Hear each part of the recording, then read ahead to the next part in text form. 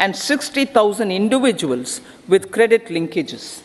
Other schemes are complementing the efforts for reducing post-harvest losses and improving productivity and incomes.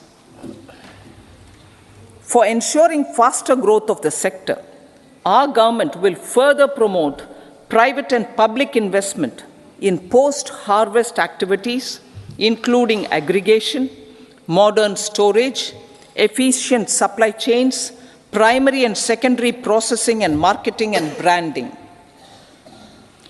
Nano DAP. After the successful adoption of nano urea, application of nano DAP on various crops will be expanded in all agroclimatic zones. Atmanirbhar Oil Seeds Abhiyan. Building on the initiative announced in 2022, a strategy will be formulated to achieve Atmanirbharta for oil seeds such as mustard, groundnut, sesame, soya bean, and sunflower. This will cover research for high-yielding varieties, widespread adoption of modern farming techniques, market linkages, procurement, value addition, and crop insurance. Dairy development. A comprehensive program for supporting dairy farmers will be formulated. Efforts are already on to control foot and mouth disease. India is the world's largest milk producer with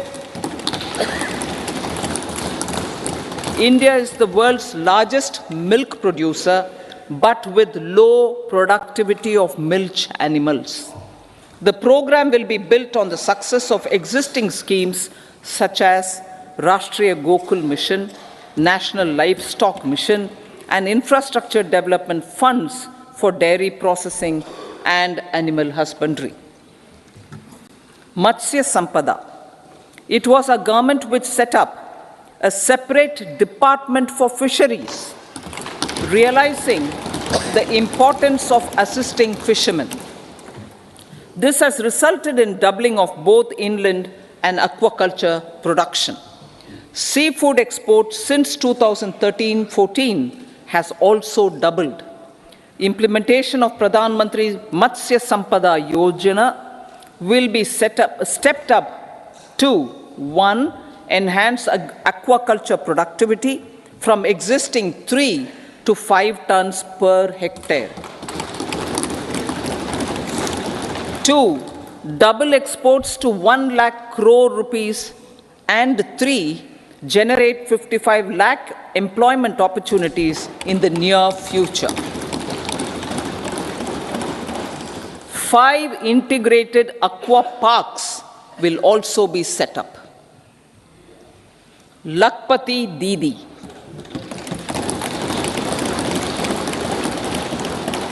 83 lakh SHGs. 83 lakh SHGs with 9 crore women are transforming rural socio-economic landscape with empowerment and self-reliance. Honorable Speaker said, their success has assisted nearly 1 crore women to become Lakpati Didi already. They are an inspiration to others. Their achievements will be recognized through honoring them. Buoyed by the success, it has been decided to enhance the target for Lakpati Didi from 2 crores to 3 crores.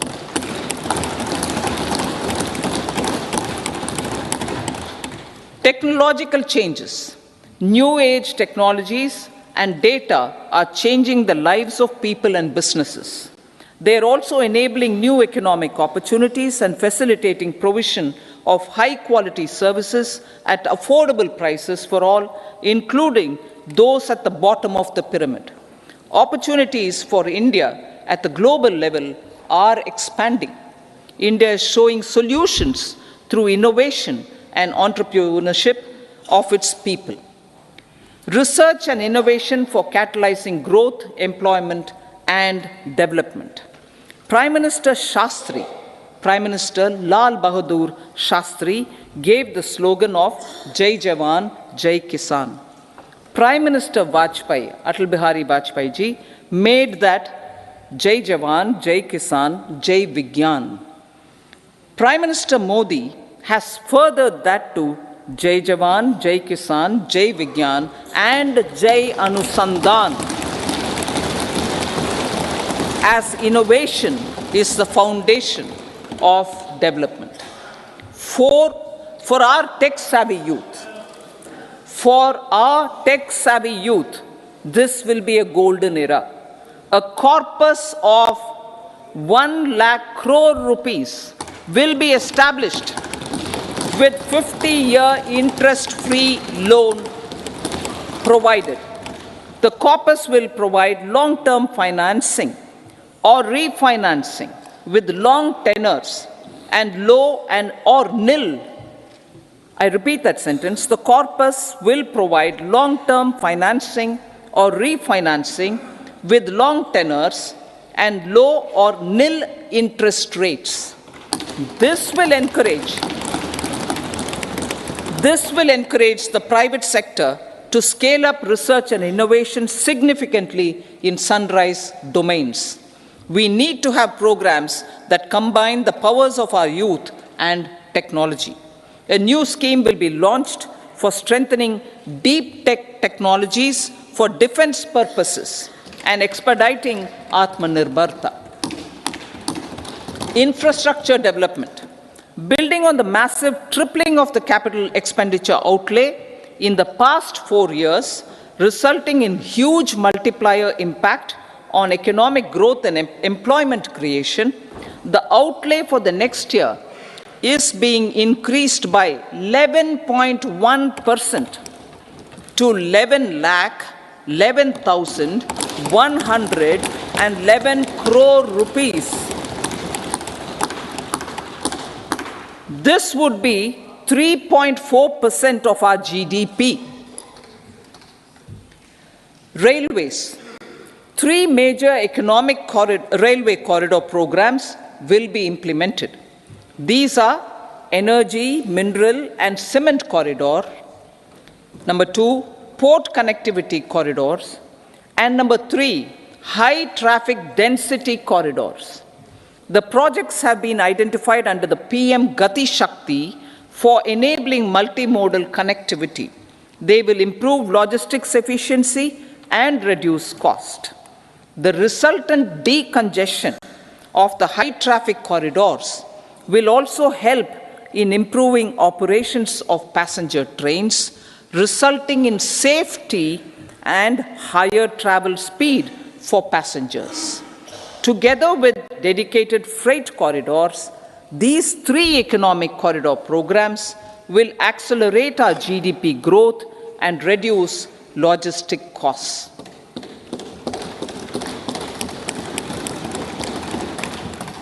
40,000 normal rail bogies will be converted to Vande Bharat standards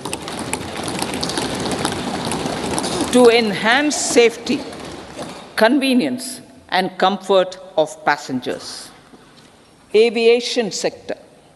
The aviation sector has been galvanized in the past 10 years.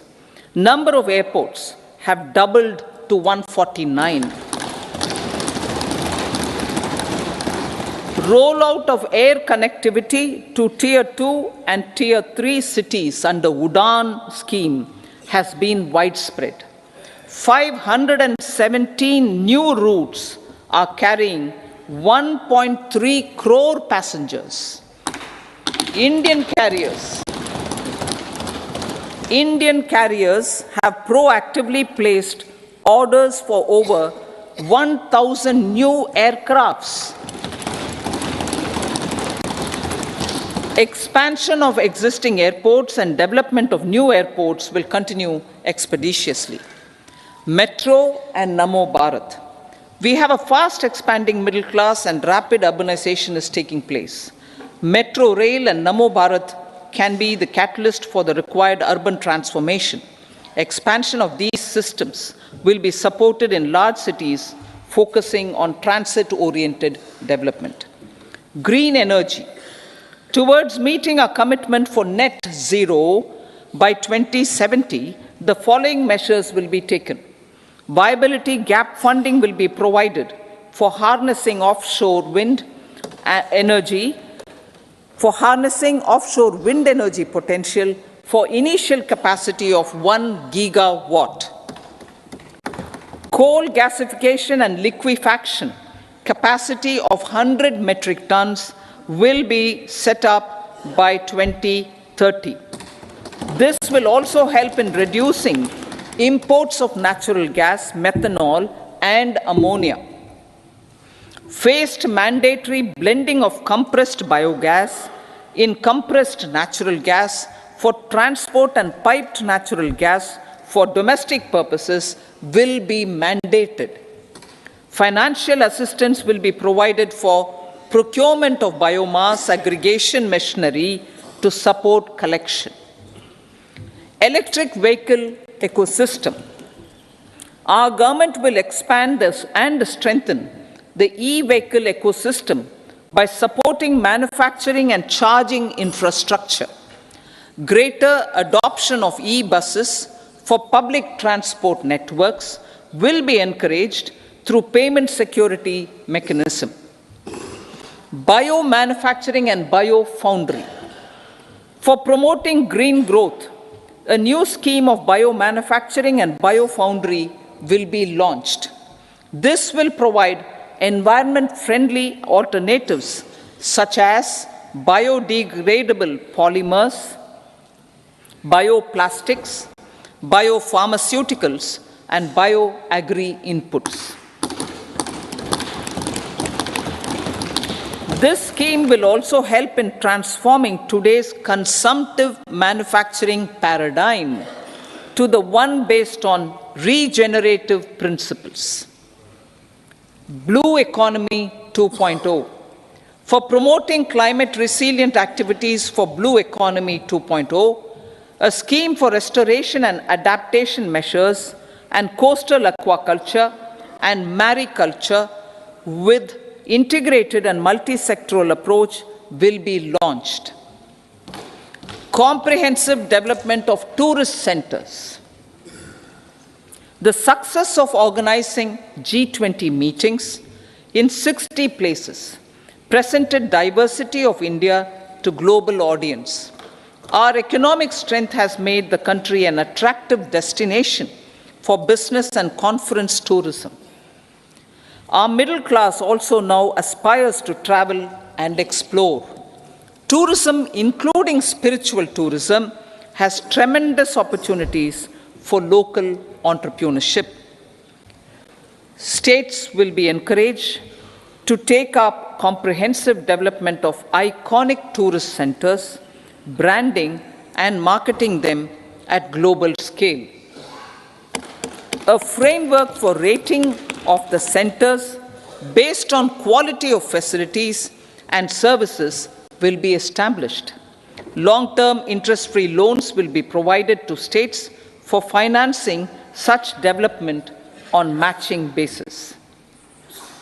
To address the emerging fervor for domestic tourism, Honorable Speaker, sir, projects for port connectivity, tourism infrastructure, and amenities will be taken up on our islands, including Lakshadweep. This will help in generating employment also. Promoting investments.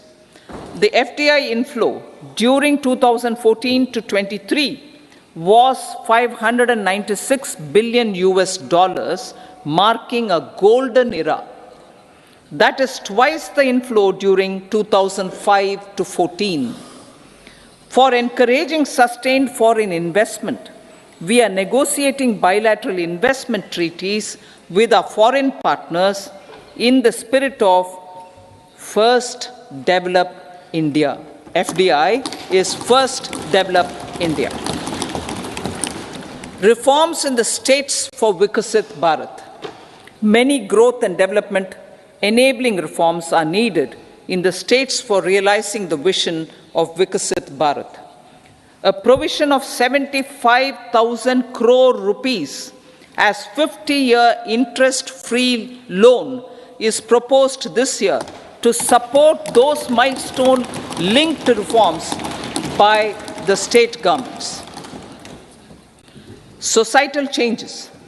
The government will form a high-powered committee for an extensive consideration of the challenges arising from fast population growth and demographic changes. The committee will be mandated to make recommendations for addressing these challenges comprehensively in relation to the goal of Vikasit Bharat. Amrit Kal as Kartavya Kal.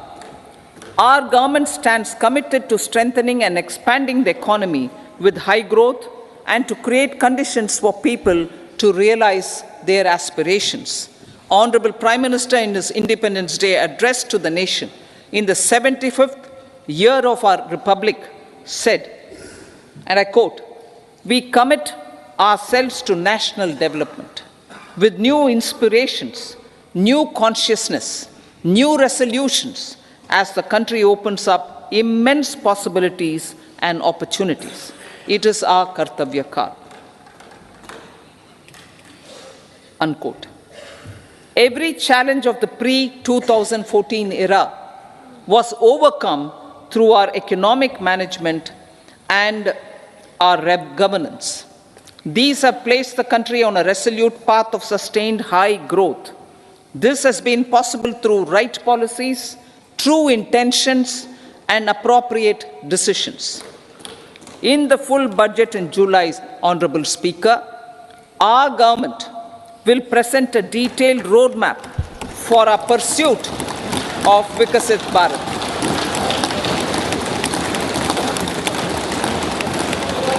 Revised estimates of 2023-24.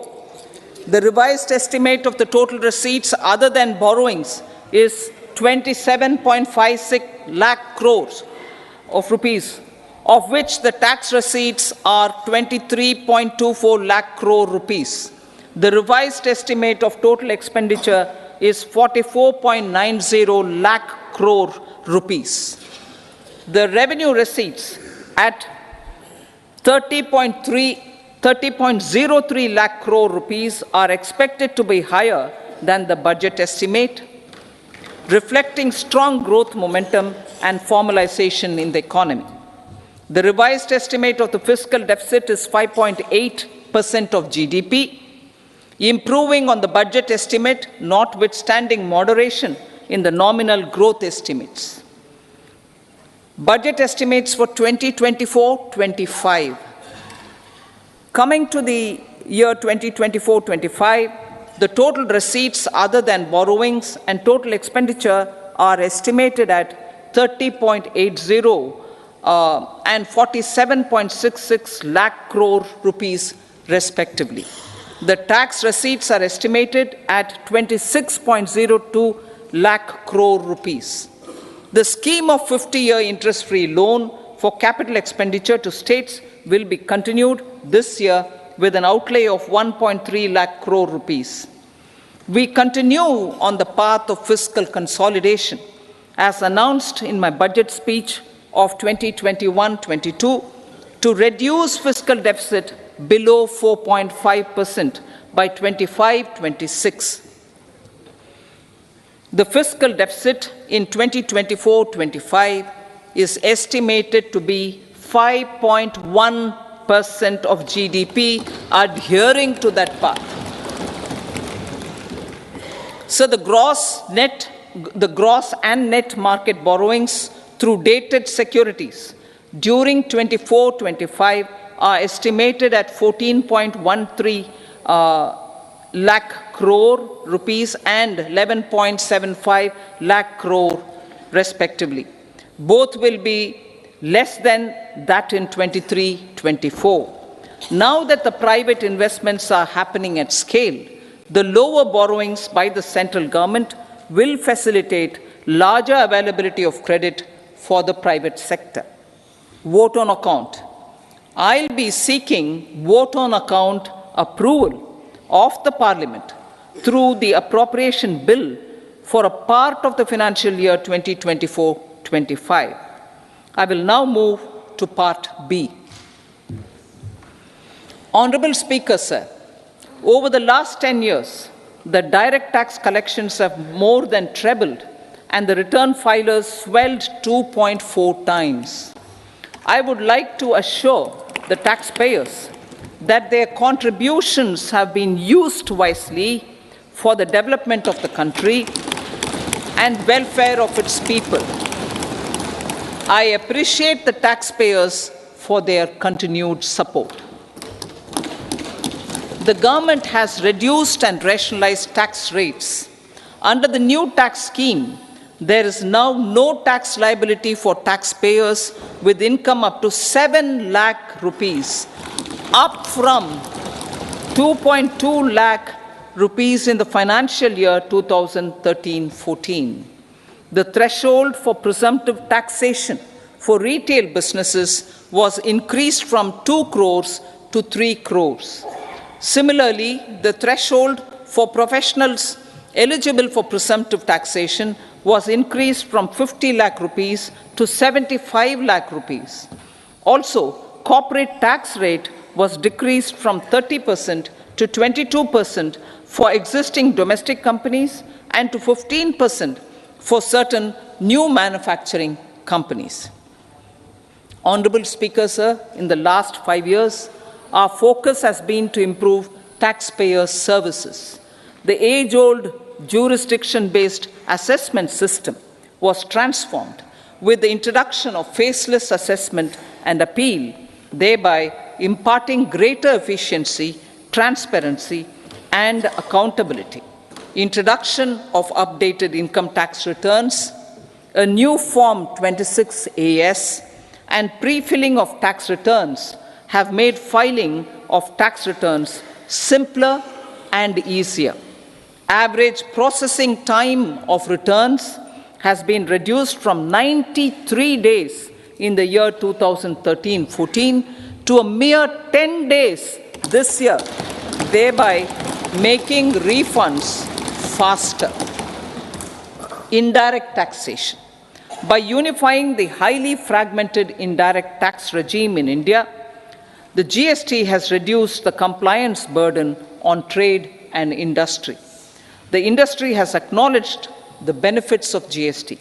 According to a recent survey conducted by a leading consulting firm, 94% of industry leaders view the transition to GST as largely positive. According to 80% of the respondents, it has led to supply chain optimization, as elimination of tax arbitrage and octroi has resulted in disbanding of checkposts at the state and city boundaries. At the same time, tax base of GST more than doubled, and the average monthly gross GST collection has almost doubled to 1.66 lakh crores this year. States too have benefited. States' SGST revenue, including compensation released to states in the post-GST period of 2017-18 to 2022-23, has achieved a buoyancy of 1.22. In contrast, the tax buoyancy of state revenues from subsumed taxes in the pre-GST 4-year period of 2012-13 to 2015-16 was a mere 0.72. The biggest beneficiaries are consumers, as reduction in logistic cost and taxes have brought down prices of most goods and services. We have taken a number of steps in customs to facilitate international trade. As a result, the import release time declined by 47% to 71 hours at inland container depots, by 28% to 44 hours at air cargo complexes, and by 27% to 85 hours at seaports over the last 4 years since 2019, when the national time release studies were first started. Tax proposals. As for tax proposals, in keeping with the convention, I do not propose to make any changes relating to taxation and propose to retain the same tax rates for direct and indirect taxes, including import duties. However, certain tax benefits to startups and investments made by sovereign wealth or pension funds, as also tax exemption on certain income of some IFSC units, are expiring on 31/3/2024. To provide continuity in taxation, I propose to extend the date to 31/3/2025. Moreover, in line with our government's vision to improve ease of living and ease of doing business, I wish to make an announcement to improve taxpayers' services. There are a large number of petty, non-verified, non-reconciled, or disputed direct tax demands, many of them dating as far back as 1962, which continue to remain on the books, causing anxiety to honest taxpayers and hindering refunds of subsequent years. Honorable Speaker, sir, I propose to withdraw such outstanding direct tax demands up to 25,000 rupees pertaining to the period up to financial year 2009-10 and up to 10,000 rupees for financial years 2010-11 to 2014-15. This is expected to benefit about 1 crore taxpayers. 1 crore taxpayers would benefit out of this. Economy then and now. In 2014, when our government assumed the reins, the responsibility to mend the economy step by step and to put the governance systems in order was enormous. The need of the hour was to give hope to the people, to attract investments, and to build support for the much-needed reforms. The government did that successfully, following a strong belief of nation first. The crisis of those years has been overcome, and the economy has been put firmly on a high, sustainable growth path with all-round development. It is now appropriate to look at where we were then. I repeat, it is now appropriate to look at where we were then till 2014 and where we are now, only for the purpose of drawing lessons from the mismanagement of those years. The government will lay a white paper on table of the House.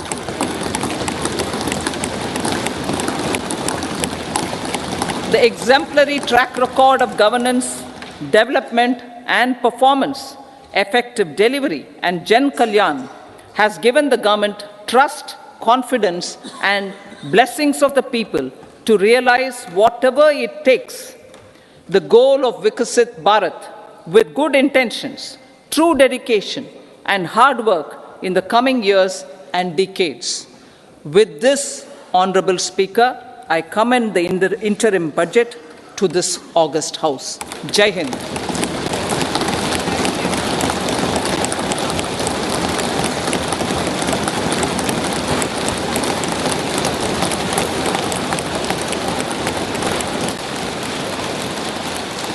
Item number 2, Srimati Nirmala Sitharaman ji.